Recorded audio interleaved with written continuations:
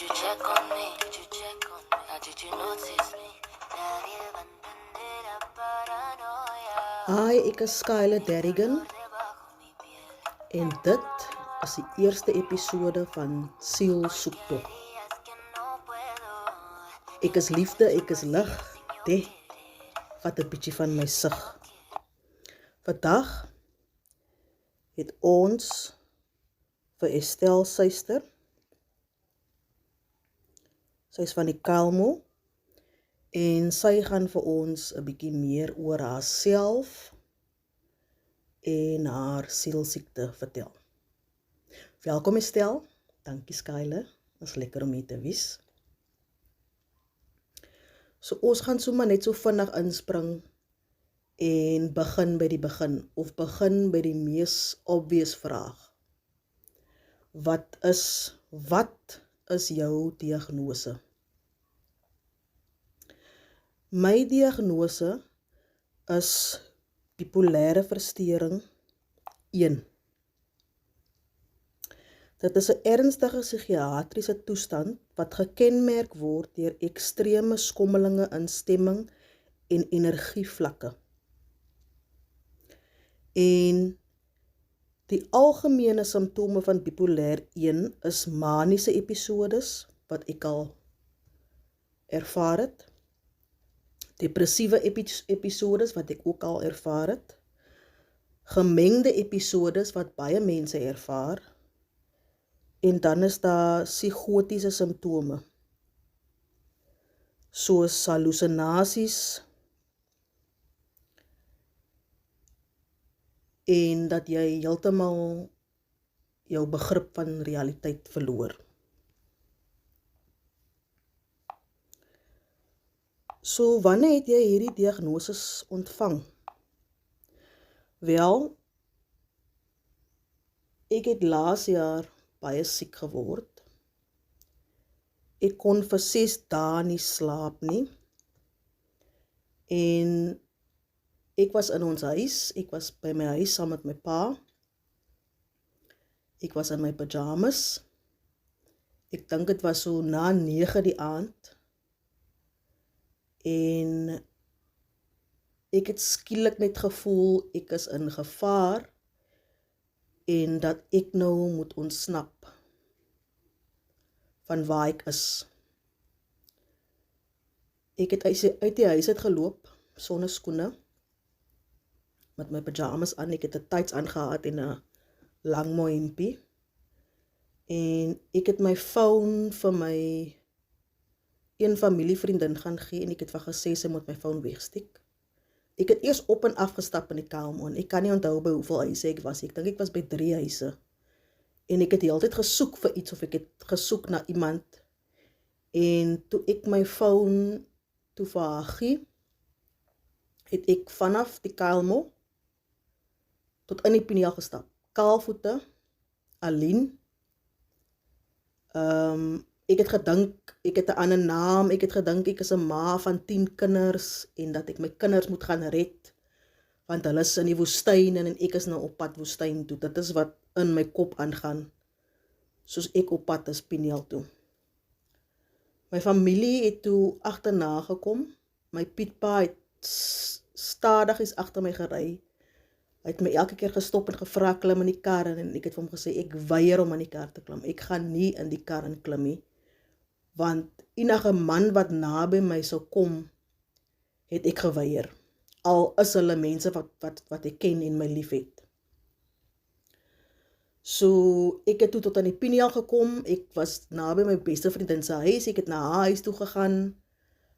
Ek was toe in 'n hoek gevang en almal was toe daar. My beste vriendin was daar, my pa was daar. Ek dink hulle het my broer gebel uit die Kuilsrivier het, hy was ook daar. En my ander vriend het vir my kom staan en bid, wat in dieselfde straat bly. Justin, hy was daar. En ek wou na niemand luister nie. Ek het goed gesien, ek het goed gevoel. Tot my niggie na my toe gekom het. My niggie Lauren. Ons noem van Nokkie. Toe sy na my toe kom, toe sê sy vir my, sy is nie wel nie. klim saam met ons in die kar, laat ons vir hospitaal toe vat. En dan vat ons het van daar af. Ek het toe na geluister, hulle het vir my in die kar gekry, en hulle ry toe vir my Parel Hospitaal toe. Wow, dit klink vir my na 'n baie scary ervaring. Dit klink nie na iets wat ek al van tevore gehoor het, iemand met my gedeel het nie, en hoe het jy niks ernstig oorgekom nie? Was daar nie karre in die pad nie? Het jou voete nie glase en spykers ingehaat nie?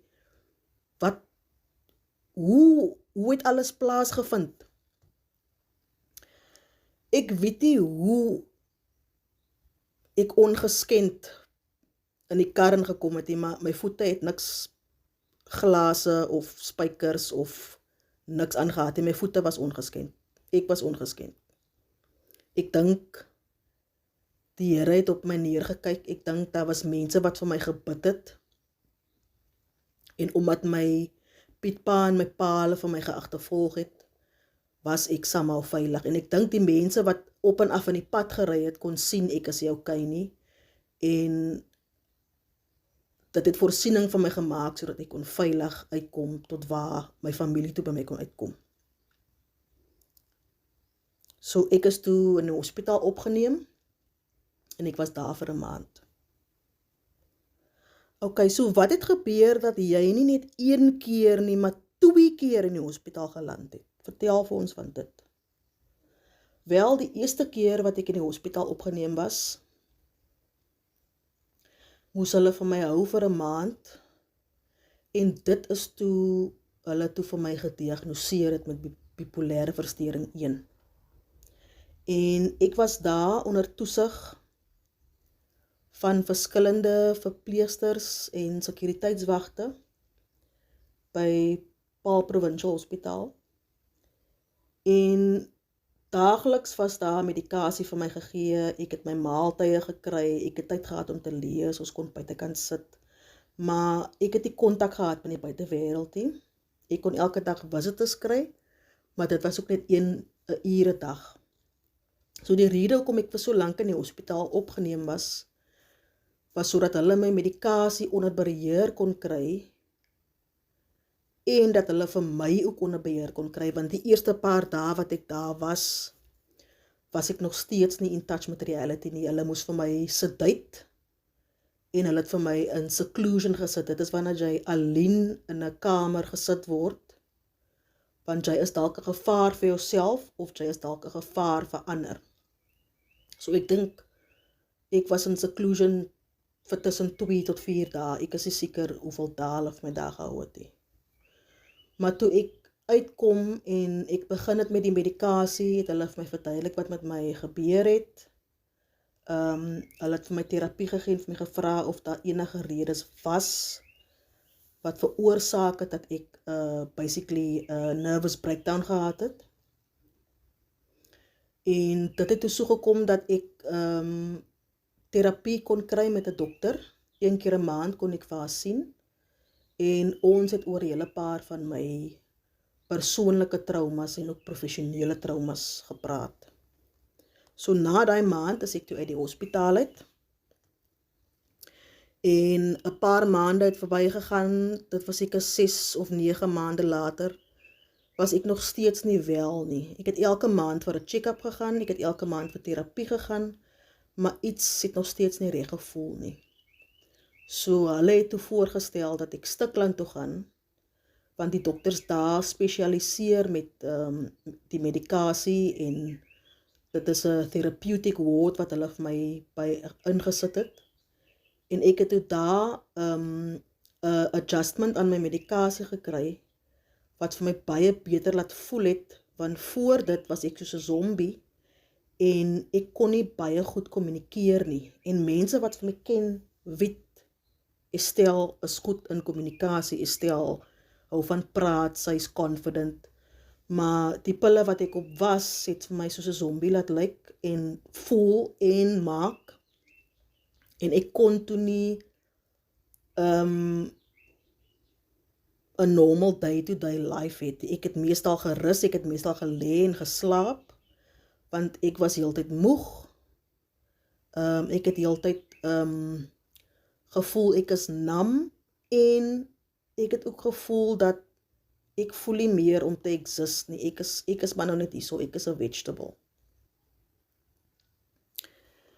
Okay, so jy was by Stikland. Hoe lank was jy daar? Ek was daar vir 6 weke, en ek moet sê, daai 6 weke het gehelp, sodat ek myself kon terugwen. En die dokter wat my behandel het vir my die regte medikasie gegee, sodat ek weer kon expressive wees, sodat ek weer myself kon wees. En die ander pasiënte wat saam met my daar was, wat ook daar was vir behandeling vir hulle eie sielsiektes, hulle het ook vir my gesê, Estelle, jy is soveel bitter, jy glimlag en jy praat met ons en jy maak jokes met ons en ons hou van jou. Toe sê ek vir hulle, dit is eintlik wie ek regtig is, maar die medikasie wat ek op was, het ongelukkig vir my basies stom gemaak. Na ek ontslaan was, het ek agtergekom, my kreatiwiteit het weer teruggekom, want ek het vir 'n lang tyd nie geskryf, ek het vir 'n lang tyd nie kreatiewe goed gedoen, wat ek baie gedoen het, elke dag, heel dag, en ek kon dit nie doen soos ek wou nie, want die medikasie het my so verander, en ek was hartseer daaroor, want ek het gevoel, kan ek nie maar die medikasie uitlos en my kreatiwiteit terugkry nie, maar dan sou ek ongesond en ongebalanseerd wees, so ek moes dit aanvaar. Dit klink vir my na 'n battle wat jy moes deurgaan. Dit klink nie vir my maklikie, dit klink nie vir my asof jy geweet het wat vir jou voor lê nie, maar jy het uitgehou. En jy het geluister na die dokters, jy het jou medikasie geneem, jy het jou navorsing gedoen, jy het dinge rustig gevat. Waar is jy nou in jou sielsoektog? Skyler, dit is 'n goeie vraag. Op die oomblik is ek op 'n plek waar ek weer mentally sterk voel. Ek kan fokus op dinge. Ek kan deur 'n dag gaan en werk doen, want ek is tans op soek na werk. Ek soek nou al vir die afgelope 4 maande soek ek na werk. Ek beoog om oorsee te gaan, weer oorsee te gaan, sodat ek kan English teach. En ek is ook tot tans besig om aanlyn werk te soek, want dit sal vir my die vryheid gee om te werk soveel ek kan, en nie soveel ek wil nie. Want vanaf hierdie gebeurtenis met my gebeur het, moes ek begin slow down. Ek kan nie meer doen wat ek doen nie. Ek het nie meer so baie energie soos ek eers gehad het nie, en ek kan nie meer so baie stres aanvat nie. Want voor dit het ek gelei aan angs, ek het gelei aan depressie, ek het angsaanvalle gekry, ek het sleg geslaap, ek kon nie slaap nie, ek is altyd uitgestres, daar's kwaad binne my gewees, baie dinge was verkeerd voor my diagnose, nie net die feit dat ek sielsiek is nie, maar daar was baie ander probleme wat ek mee gesukkel het, omdat ek wou bewys aan almal dat ek nie iets fout is nie, dat daar nie iets fout is met my nie. Maar die mediese bewys dat daar mense soos ek is, wat sielsiekte het,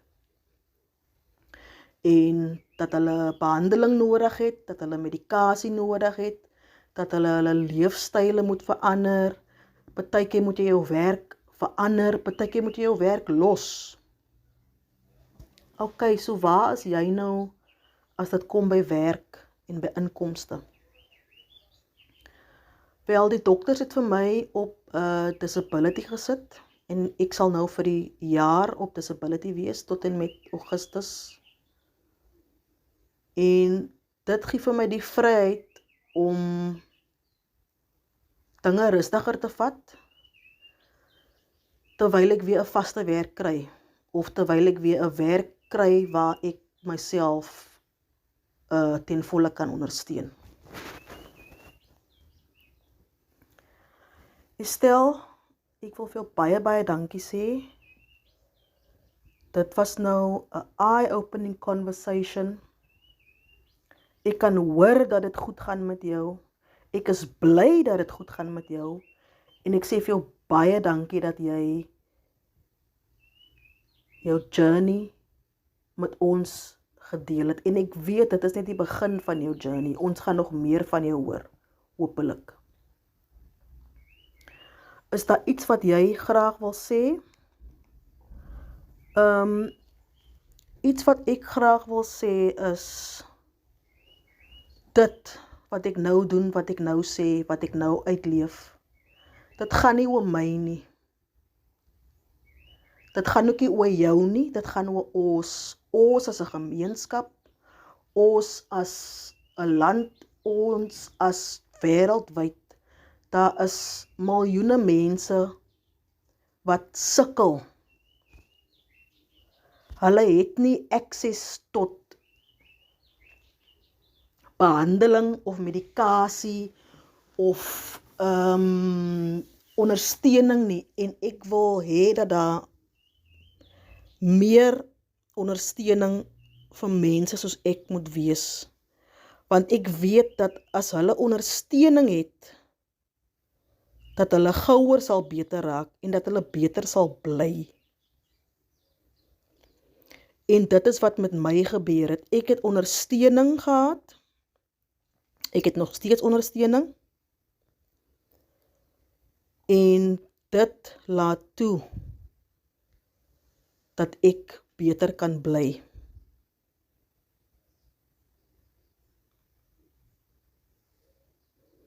Dankie Estel, dankie Skyler. Tot volgende keer.